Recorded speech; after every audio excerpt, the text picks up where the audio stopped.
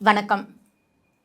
வாசகசாலையின் நூல் அறிமுகம் பகுதியில் இன்றைக்கு இமயம் அவர்கள் எழுதிய நறுமணம் அப்படிங்கிற சிறுகதை தொகுப்பு.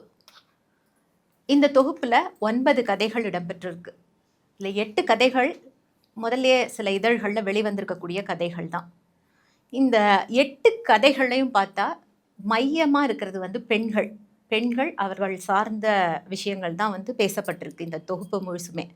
பெண்கள் எப்படியெல்லாம் சித்தரிக்கப்படுறாங்க, அதே மாதிரி ஜாதியும் குடும்ப வன்முறையும் எப்படி அவங்கள அலக்கழிக்குது, இல்லை அவங்கள எந்த மாதிரியான நிலைமைக்கு தள்ளுது அப்படிங்கிறது தான் அடிநாதமாக இருக்கக்கூடிய ஒரு விஷயம். அதே சமயத்தில் ஒரு புதிய கண்டுபிடிப்பு அப்படிங்கிறதெல்லாமும் பெண்களை என்னவா ஆக்குது அப்படிங்கிறது. இதில் இடம்பெற்றிருக்கக்கூடிய முதல் கதை மட்டும் அதுலேருந்து கொஞ்சம் விதிவிலக்குன்னு சொல்லலாம். ஏன்னா முதல் கதை அப்படிங்கிறது நறுமணம் அப்படிங்கிற தலைப்பிடப்பட்ட கதை. அதுதான் இந்த தொகுப்போட பேருமே கூட. நறுமணம் அப்படிங்கிறது ஒரு ஊரை குறிக்கக்கூடிய சொல். அந்த இந்த முதல் கதையை எடுத்துக்கிட்டோம் அப்படின்னு சொல்லிட்டு சொன்னால், ஒரு ரோடு போடுற வேலை பார்க்குறவங்க ஒரு என்ஜினியரு, அவருக்கு அந்த அளந்து மார்க் பண்ணுறதுக்கான ஒரு உதவியாளர் ஒருத்தர். அந்த என்ஜினியர் பேர் ஆனந்தன், இன்னொரு அசிஸ்டன்ட் பேர் கதிரேசன்.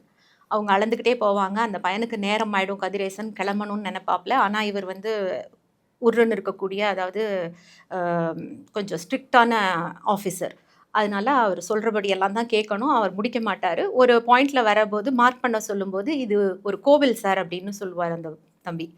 அதுக்கு கண்டுக்காமல் மார்க் பண்ணுன்னா பண்ணு அப்படிங்கிற மாதிரி கையால் சைகை காமிச்சிருவார். எல்லாம் முடித்து எடுத்துகிட்டு திருப்பி கிளம்பலாம் அப்படிங்கிற நேரத்தில் ஒரு காருக்காக வெயிட் பண்ணிகிட்ருப்பாங்க. அப்போது அவர் ஒரு இடத்துல தண்ணி குடிக்க போவார். ஒரு குடிசை இருக்கும். அங்கெல்லாம் போய் நம்ம தண்ணி குடிக்க முடியாது சார், அங்கெல்லாம் போகாதீங்க, எந்தாவது தண்ணி இன்ஃபெக்ஷன் ஆகிடும், உங்களுக்கு ஒத்துக்காதும்பாப்புல. ஆனால் இந்த ஆனந்தன் அதை கவனிக்காமல் அந்த இடத்துக்கு போவார். ஒரு கிழவனும் கிழவியும் தான் அங்கே இருப்பாங்க.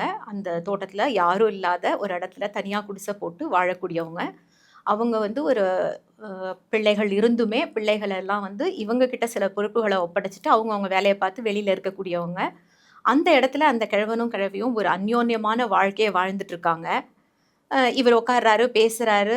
அவர் அந்த அந்த 2 பேரோடைய, அந்த கிழவன் கிழவியோட கதையெல்லாம் கேட்டு எல்லாம் தெரிஞ்சுக்கிட்டு, அந்த இடம் ரொம்ப நல்லா இருக்குது, நல்லா காற்று வருது அப்படின்னு என்ஜாய் பண்ணுறாரு. ஒரு பாயிண்டில் மார்க் பண்ணது அந்த இடம் எங்கே அப்படின்னு அந்த தம்பிக்கிட்ட கேட்குறாரு, கதிரேசன் கிட்ட. அப்போது அந்த கோவில்லேருந்து அடுத்தது நூல் பிடிச்ச மாதிரி வந்தால் இவங்களோட வீடு இருக்கிற அந்த இடம் போயிடும் அப்படிங்கிறது தெரிய வருது. அவங்க அங்கே மாடு வச்சுருப்பாங்க, கோழி வச்சு வளர்த்துட்ருப்பாங்க, ஆடு வச்சு வளர்த்துட்ருப்பாங்க. அந்த இடம் ஃபுல்லாக போயிடும் அப்படிங்கிறது இந்த இன்ஜினியருக்கு தெரியுது. இவர் இவ்வளோ நேரம் பேசிகிட்டு இருந்த அந்த வயசானவர் இவர்கிட்ட, இந்த பையன்கிட்ட, நீங்கள் எந்த ஊர், வடக்கேருந்து வந்திருக்கீங்களா அப்படின்னு சொல்லி கேட்கும்போது, இல்லை நான் சென்னையிலேருந்து வந்திருக்கேன். ஓ, ரோடு போடுற ஆளுங்களா அப்படின்னு கேட்குறாரு. இவருக்கு அதுக்கு மேலே பதில் சொல்ல தெரியலை. பார்க்கும்போதே வண்டி வந்துடுது, கிளம்பிடுறாரு. அவர், அப்பா இந்த ஊர், அந்த இடத்துல கோவில் இருக்குது, அந்த சாமி தான் எங்களை காப்பாற்றுது, அவர் அவ்வளோ சக்தி வாய்ந்த சாமி அப்படின்னு சொல்லி, எதாக இருந்தாலும் அந்த சாமி பார்த்துக்குங்கிற இடத்துல இருக்கிற அந்த கிழவனாருக்கு அந்த கோயிலும் போகுது, அந்த வீடு, தன்னோட வீடும் போகுது அப்படிங்கிறது தெரியலை. அவர் கேள்வி கேட்கும்போது இவர் காதில் விழாத மாதிரி கிளம்பி வந்துடுறாரு அப்படிங்கிறது தான் முதல் கதை. இதில் பெண் அப்படிங்கிறத பற்றி பேசலை. ஆனால் இந்த கதையில்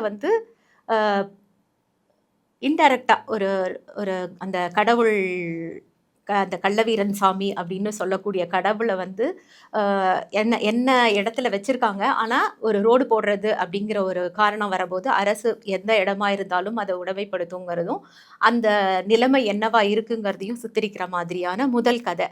அதற்கப்புறமா இருக்கக்கூடிய கதைகளில் எல்லா கதைகள்லையுமே பெண் பாத்திரங்கள் தான் பிரதான பாத்திரங்களாக இருப்பாங்க. அதில் ஈசன் அருள் அப்படிங்கிறது 2வது கதையாக இடம்பெற்றிருக்கும். அது ஒரு பாடகியோட கதை. 3வதாக ஒரு கதை இடம்பெற்றிருக்கும். அது வீடும் கதவும் அப்படிங்கிற ஒரு கதை. இந்த கதவில் ஒரு பஞ்சாயத்து போர்டு பிரசிடெண்ட்டு, அவங்க அவங்களுடைய பால்யகால தோழி, அவங்க ரேவதிங்கிறவங்க வீட்டுக்கு வராங்க. ரேவதி ஒரு டீச்சராக ஒர்க் பண்ணுறவங்க. 2 பேரும் ரொம்ப நாளைக்கு அப்புறமா சந்திக்கக்கூடிய ஒரு நிகழ்ச்சி. அப்போது ரொம்ப பரவசமாக இவங்க 2 பேரும் தனியாக சந்திக்கிறதுக்கு, ஏன்னா 2 பேரோட கணவரும் கூட வரல, கிளம்பும்போது வர முடியலன்னு இவங்க சொல்கிறாங்க. பஞ்சாயத்து தலைவி தன்னுடைய மகனோட திருமணத்துக்கு அழைப்பிதழ் கொடுக்கறதுக்காக இவங்க வீட்டுக்கு வந்திருப்பாங்க. ஸோ 2 பேரும் பேசிட்டு இருப்பாங்க. "எப்படி இருக்க?" அப்படிங்கும்போது, அந்த பஞ்சாயத்து தலைவி அ சொல்லுவாங்க, "பேருக்கு தான் நான் பஞ்சாயத்து தலைவி" அப்படிங்கிறதும், எல்லா விதமான முடிவுகள், எல்லா விதமான அ கூட்டங்கள், அதே மாதிரி விசேஷங்கள் எதுவா இருந்ததுன்னாலும், போகக்கூடியது எல்லாமே அவளுடைய கணவராகவும், இவங்க பேருக்கு மட்டும் அதாவது இது போடும்போது மட்டும், நாமினேஷன் அப்ப மட்டும் போயிட்டு வர்ற அந்த இடத்துல மட்டும் தான் இருப்பாங்க. மற்ற எந்த பொறுப்புமே எனக்கு கிடையாது அப்படிங்கும்போது, ரேவதிக்கு அது பெரிய அதிர்ச்சியா இருக்கும். "என்ன அப்படி சொல்ற?" அப்படின்னு சொல்லிட்டு. டீ குடிப்பாங்க சேர்ந்து. முடிச்சுட்டு, "நீ எப்படி இருக்க? சந்தோஷமா இருக்கியா ரேவதி?" அப்படின்னு. "நீ தான் வந்து ஒரு டீச்சரா இருக்க. நம்ம கேங்லேயே நீ தான் வந்து வேலைக்கு போனவ."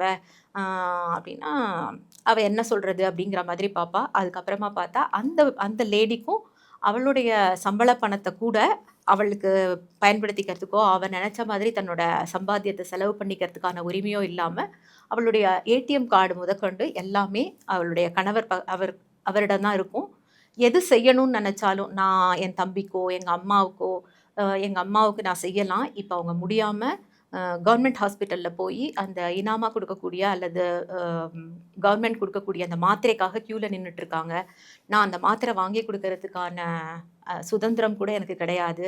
கேட்டா குடுப்பாரு. ஆனா எல்லாத்துக்கும் நான் கணக்கு சொல்லணும். அப்படி என்னோட பணத்த நானே திருட்டுத்தனமாவோ, இல்லன்னா கேட்டோ வாங்கி குடுக்கறதுக்கு எனக்கு உடன்பாடு இல்ல அப்படின்னு.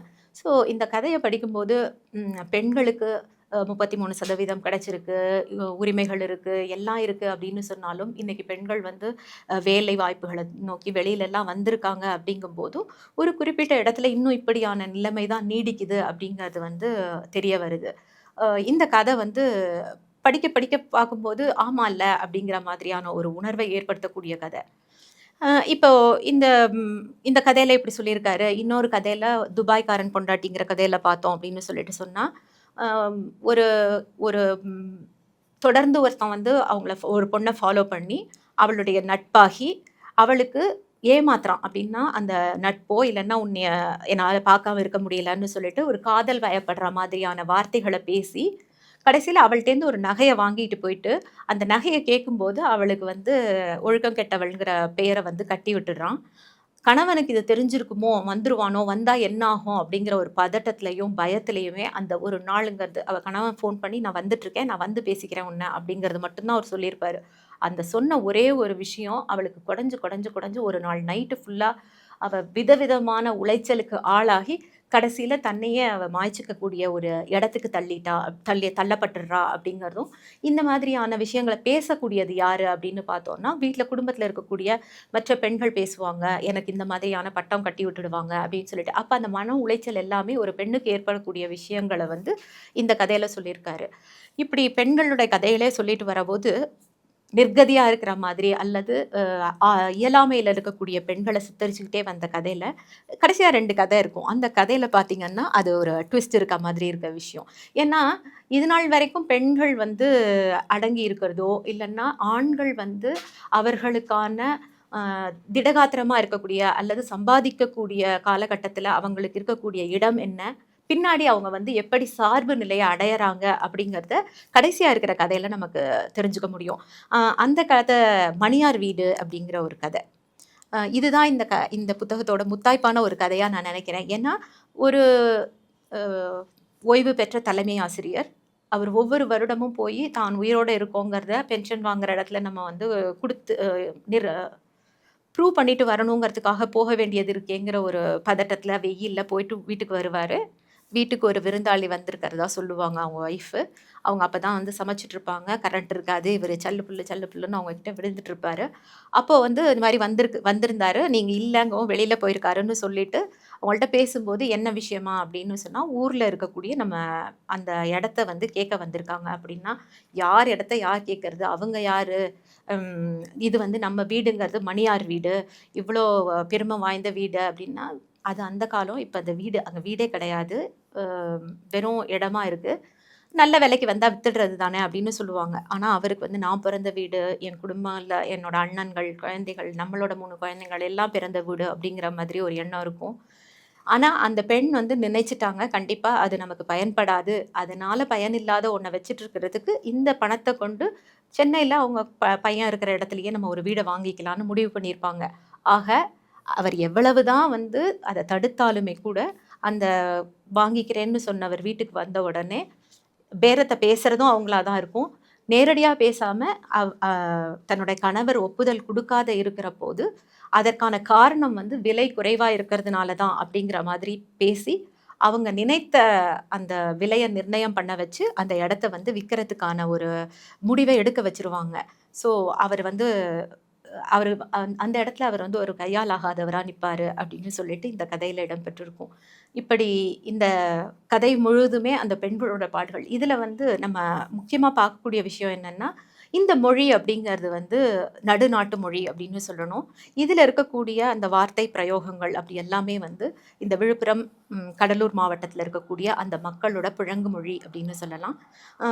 ஆனால் முழுசா அப்படின்னு சொல்ல முடியாது. ஆனால் ஒரு சில இடங்கள்ல அந்த மொழி பிரயோகப்படுத்தப்பட்டிருக்கு அப்படிங்கிறது வந்து நம்ம காண முடியுது. இதில் இன்னொரு கதை ஒன்று இடம்பெற்றிருக்கும். அதில் இது வரைக்கும் நிறையா பெண்களோட கதைகள்னு சொல்றதுல இந்த ஒரு கதையை பார்த்தா இதில் பெண் இருப்பா. ஆனால் ஒரு ஐயா அப்படிங்கிற கதை. அந்த கதையில் அந்த கதையோட நாயகன் வந்து ஒரு பியூன். அவர் வந்து எல்லாரையும், அதாவது வர்ற தலைமை அதிகாரிகள் எல்லாரையுமே வாசல்ல நின்று ஐயா ஐயா ஐயான்னு எல்லாத்துக்கும் சலாம் போட வேண்டிய இருக்கிறதுல ஏற்படுற மன உளைச்சல் வீட்டில் வந்து குழந்தை மேலேயும் மனைவி மேலேயும் ரொம்ப காட்டுவார்.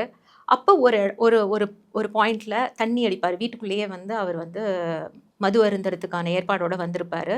ஒய்ஃப் பார்த்துட்டு என்ன பேசினாலும் அவர் திட்டிட்டு இருப்பாரு. ஒரு பாயிண்ட்ல சொல்லுவாங்க, எல்லாருக்கும் மேலே ஒவ்வொருத்தவங்களுக்கு மேலே ஒருத்தவங்க இருப்பாங்க. உங்கள் அதிகாரி, அதுக்கு மேலே இருக்கிற அதிகாரி கலெக்டர்கிட்ட. நீங்கள் தாசில்தார்கிட்ட வேலை பார்க்குறீங்கன்னா தாசில்தார் கலெக்டருக்கு பதில் சொல்லணும். கலெக்டர் அதுக்கு மேலே இருக்கிறவருக்கு பதில் சொல்லணும். அப்போ எல்லாருமே இதே மாதிரியான இடத்துல தான் இருக்காங்க அப்படின்னு சொல்லி அவர் ஆறுதல் படுத்தும்போது, ஓ இவளுக்கு கூட வந்து யோசிக்க தெரியுதே, இவ்வளோ நல்லா யோசிக்கிறாளே அப்படின்னு சொல்லிட்டு அந்த கணவன் நினைப்பான். அதற்கப்புறமா சாப்பிட்டு படுங்க, அப்போ தான் வந்து நாளைக்கு நம்ம வேலைக்கு போக முடியும் நீங்கள் அப்படின்னு சொல்லிட்டு சொல்லி அரவணைச்சு புத்தி சொல்லி சொல்கிறவளா இந்த கதையில் காட்டப்பட்டிருக்கும்.